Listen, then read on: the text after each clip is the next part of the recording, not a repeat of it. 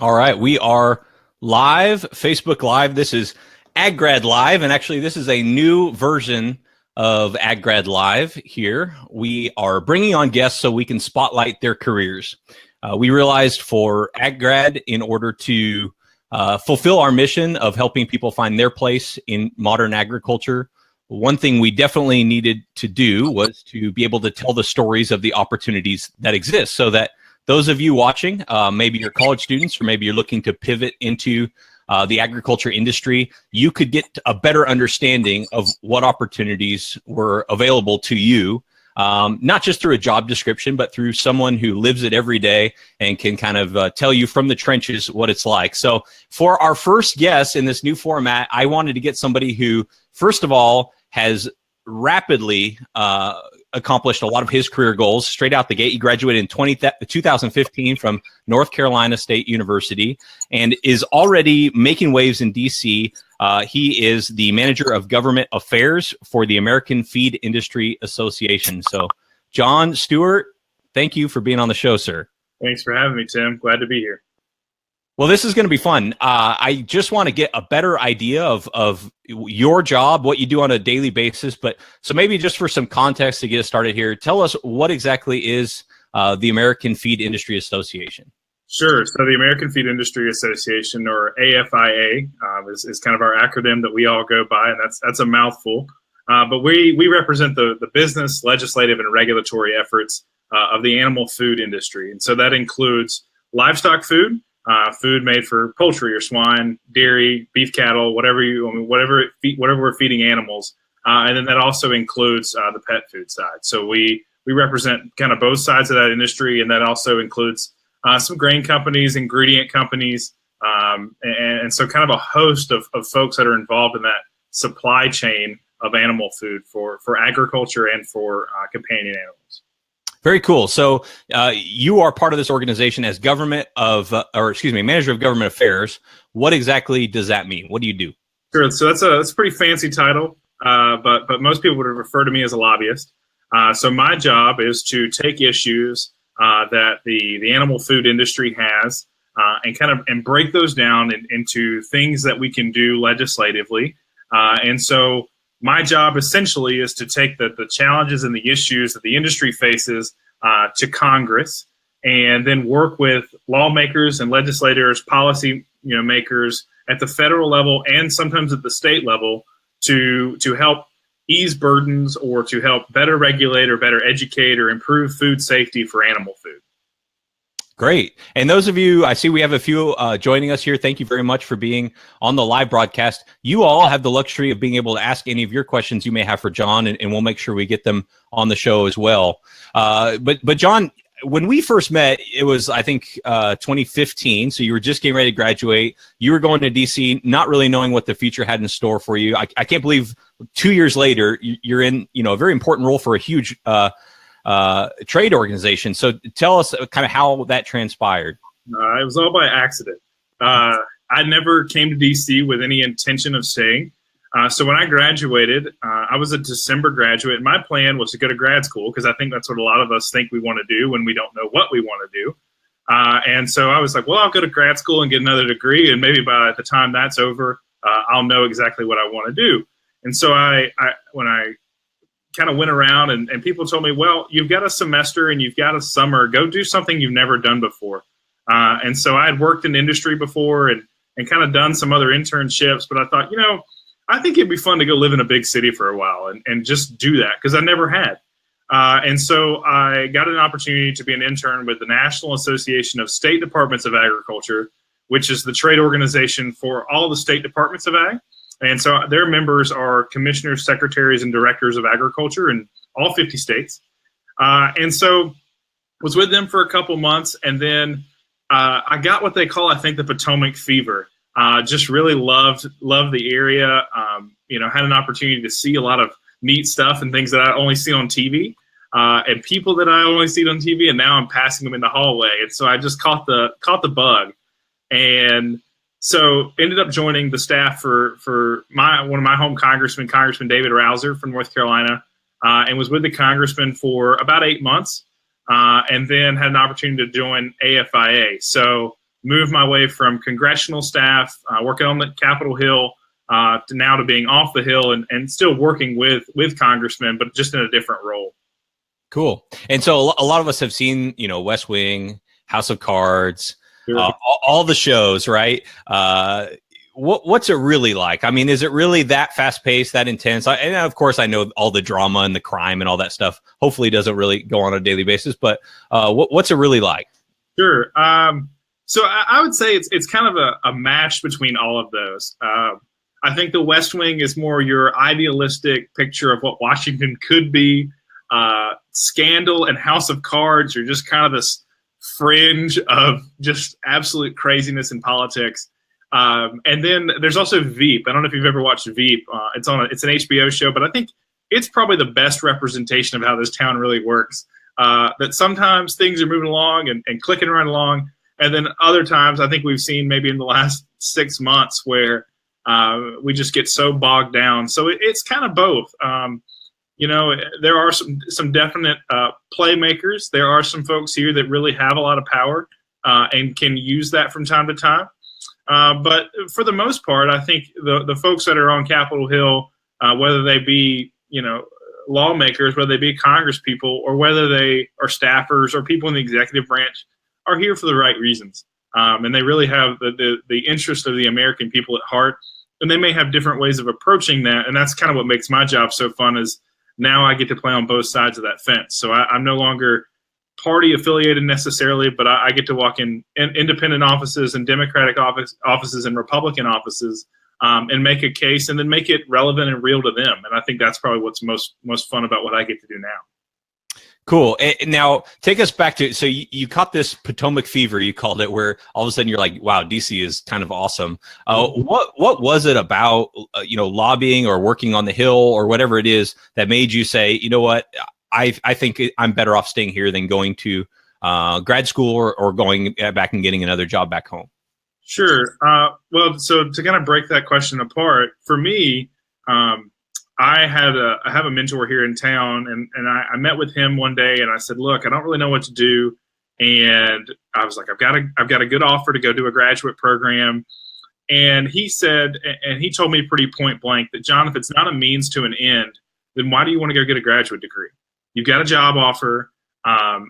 Is it just because you want another degree, or is it because you don't know what you want to do? Or is there something after that degree that you can't do without it? And that was pretty earth-shattering, life-altering, I guess you could say, for me, because I had never really thought about it in that context. And so after that, I kind of walked it back and had some pretty neat experiences, rode an elevator with Senator John McCain, which was just nuts. And I kind of fangirled him a little bit, which was a little bit probably weird for him. But, you just get to see these people that are on TV all the time, and you're rubbing elbows with them. And so that part was kind of cool too. But I think for me, I saw an opportunity to do a lot for agriculture and to be someone here who had some experience in production ag and then come here and make a difference for whether it was for farmers or ranchers, producers, or industry or specific segments of industry. And so the things that happen in Washington, D.C., whether we like it or not, impact us quite a bit, all the way down to the farm level. And so making sure that we get policy and regulatory issues handled correctly here has a drastic impact on food production, on farmer income. And so I saw that as a way that I could better contribute to that. And that's, for me, why I chose to stay. Cool. Well, I know, it's got to be exciting sharing an elevator with John McCain. I'm sure he's used to people fangirling over him, so I wouldn't worry too much about that. But what's just your average day look like for you? I mean, as much detail as you want to share, but kind of what does it consist of on a day-to-day basis? Sure. Well, no 2 days are the same, and I would imagine that most people say that about their job. But the thing that's interesting about lobbying is it's just sales, right? So essentially, whereas a sales rep for a company is going and selling a product, we're selling ideas, we're selling policy, we're selling legislation. And so a lot of my time is spent developing that sales plan and trying to figure out who my key customers are, whether those are customers, whether those are legislators on the Hill, or whether those are folks in state, legislatures, and really isolating what their needs are, and how I can help meet their needs so they can help meet mine. And so a lot of my time is spent planning and doing that. A lot of my time is spent reading. I pour through legislation, pour through regulatory, the Federal Register, things like that, reading the minutia of laws and policy to really get a handle and an understanding, because minor changes in language or minor changes in the way something is written, maybe, whether it's written with intent or not with intent, can have a huge impact on how those things are implemented. And so I spend a lot of my time doing that. And then the fun part of my job is every once in a while, I get to go to Capitol Hill and go in offices and meet with staff or meet with representatives or senators and really explain and help walk them through that issue. So I'm kind of part teacher, I'm part salesman, I'm part researcher. And that's what makes it so much fun, is there's nothing that's ever the same about what I'm doing. And then, I'm balancing a federal portfolio, and I handle state affairs in the southeastern U.S.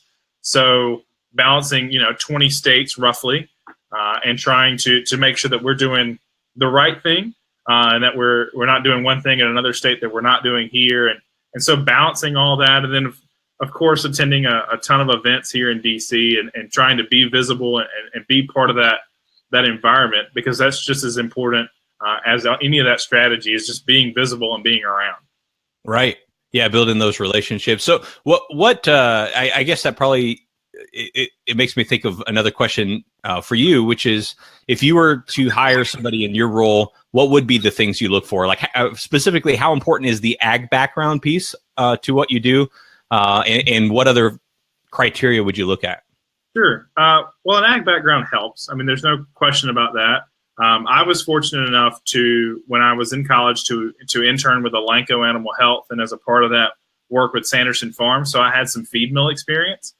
So I think that certainly helped me, because that was a learning curve I didn't have to overcome.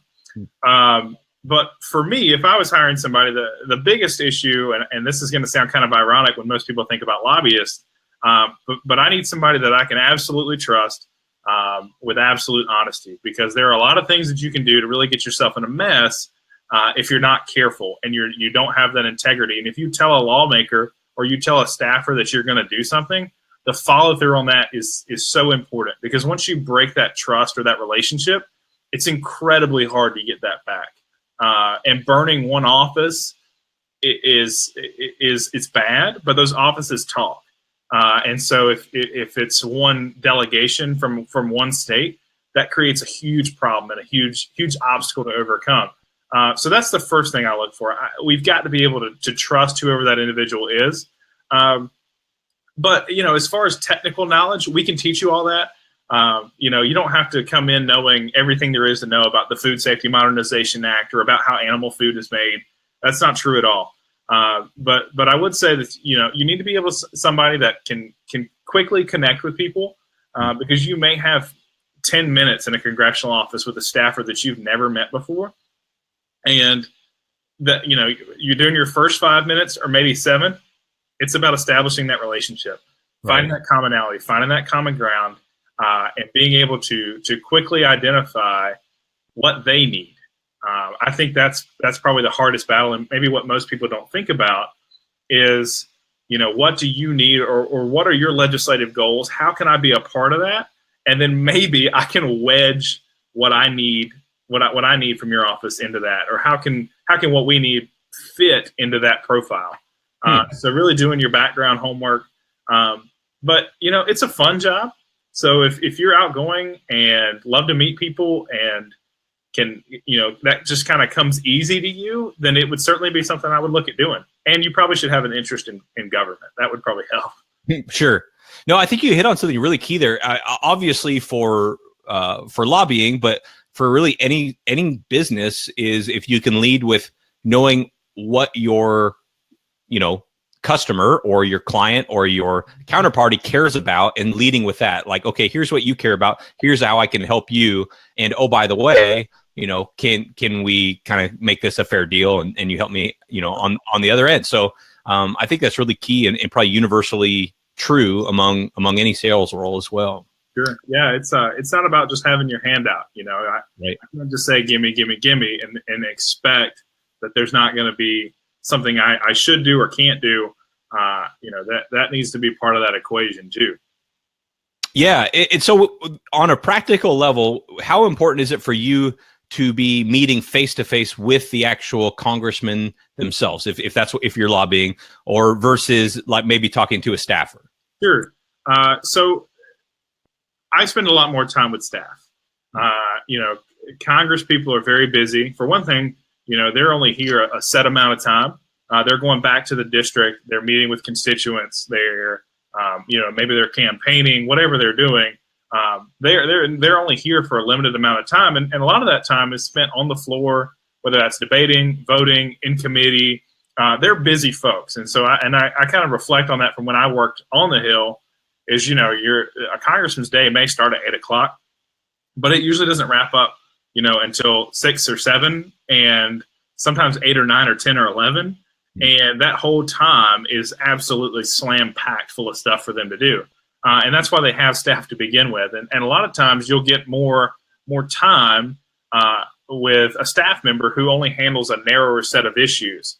So most congressmen have people that handle X, Y, and Z, A, B, and C. And so that helps you because of that narrower portfolio, they're able to focus a lot more on a few select issues. Now, every once in a while, yeah, it's good to be face-to-face with some folks and really spend some time with some lawmakers. But for the most part, you can get a lot of what you need done with staff. That makes sense. Now for those listening that may be in college or interested at least in pursuing careers on the Hill, how would you advise them to start? Sure. So for a career on the Hill, I think I'm probably have a different approach than maybe what a lot of people have when it comes to working on the Hill or when it comes to working in policy in general. My advice first would be to go do as much a variety of stuff as you can in your first 3 years. If that's going, and so if, like, for example, if you're crop production major, or you're animal science, go do something. If you want to stay in the ag space, or you think you do, then go do something that's very different from the subject matter that you study every day in school. And that may sound a little counterintuitive because they're like, well, I'm studying all this. Shouldn't I go and work for XYZ company that fits with that profile? Maybe, but do that for a summer and then go do something else. And I think building that breadth of knowledge will help you substantially in figuring out what you want to do, what you don't want to do.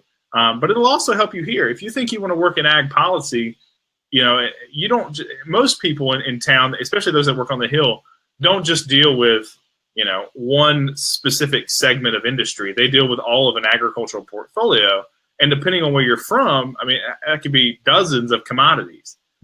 And so trying to get as much breadth in that as you can, whether that's in private industry, whether that's, whatever that looks like for you, try to go do that because I think it'll pay off big time. And then when you come to DC or you think you want to, obviously the easiest way, I won't say it's easy, but the easiest way is to come an intern. And it's kind of a brutal process because DC is a very expensive place to live. Most interns are not paid.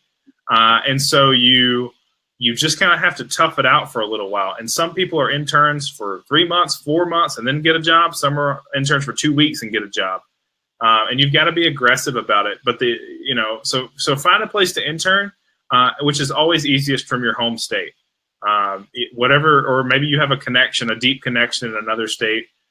Find people that know the legislator. I mean, really try to work that network as much as you can, because there are dozens of people that are trying to get on that same thing as that same job or that same position as you. So anything you can do to set yourself apart in a positive way, it will be beneficial. And then just hang on for the ride because it's a heck of a place to work.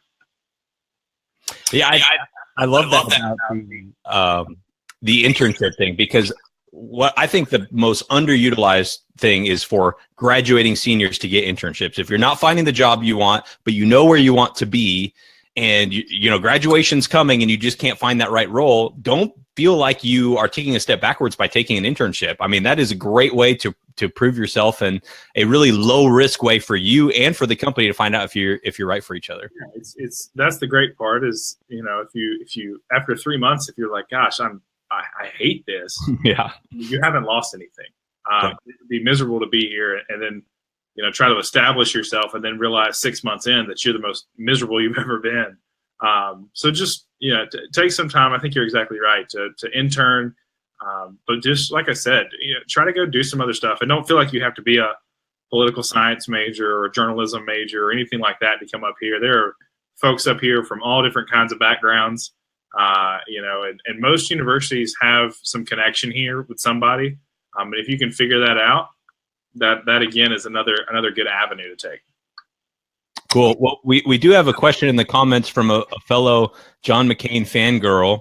What was the biggest challenge you faced or obstacle you've had to overcome in your career so far? I think I'd have to go back to really deciding what, kind of what that step was after college. And I'm young, right? I don't know, lived a lot of life, I guess. So I've only been out of school for 2 years. And so for me, it was about, deciding that I'm going to go work for a little while. And if I decide that I need to go to graduate school or I want that graduate degree, then go get it. But you're at a place, and I see a lot of young people, even friends I went to school with, who just felt like either they had to go out and do what I call living all the life, right? Go out and get a job and buy a house and get married and there's nothing wrong with that. But make sure that you want it for the right reasons. And if you want to go to graduate school, make sure you want it for the right reasons. And so that was just making that decision and being honest with myself about why I wanted to do it was probably the hardest thing I've had to do thus far. And there's nothing, stopping you from going back. Yeah, it's a little bit harder when you start, making a salary and you've got other responsibilities and bills to pay. And you're like, gosh, should I quit and go back to school? I don't know. But I think if you want it and you want it for the right reasons, then you'll figure out a way to handle all that. But for me, it was just about making that choice and being able to take a little bit of risk. I had no idea. I never thought I would work in Washington. I never thought I would work on Capitol Hill. This is never anywhere, that I thought I would want to be. And so that's, again, why an internship is a great opportunity because at worst case scenario, you're here for 3 months, you pack your bags and you go back home. And you say, out of that, you say, wow, I didn't like that. Well, thank the Lord, because if you never tried it, you would never know it. And I don't want people to have that wonder, right? Am I ever going to do this? Am I ever going to like this? Go try it. And if you don't like it, great. If you do, awesome. Come stay for a while. But just making those decisions is probably the hardest thing, and being able to take that risk. Yeah, don't feel like you have to have it all figured out from the outset. You could try, you can experiment, and it's amazing. It could even lead you to the AgGrad Live show on Facebook Live. You've made it. That's a ride. Well, John, I really appreciate you being on and sharing. One thing we haven't got a chance to talk about yet, we talked about actually before we started rolling, was the power of the DC network. As a young, ambitious professional in DC, how has that been for you? How have you been able to get plugged in, and where have you seen that really contribute to your success? Sure. Well, the thing I think that was a little bit hard for me to adjust to when I got to DC is that everybody is gunning for it. I mean, everybody's a go-getter, everybody's aggressive, and it takes an adjustment period. I mean, it really does. It takes some time to figure out, everybody wants something. And so learning kind of how to manage that complex in your own mind is a little bit challenging at first. But the network is great. There's so many events for young people specifically in agriculture or not in agriculture.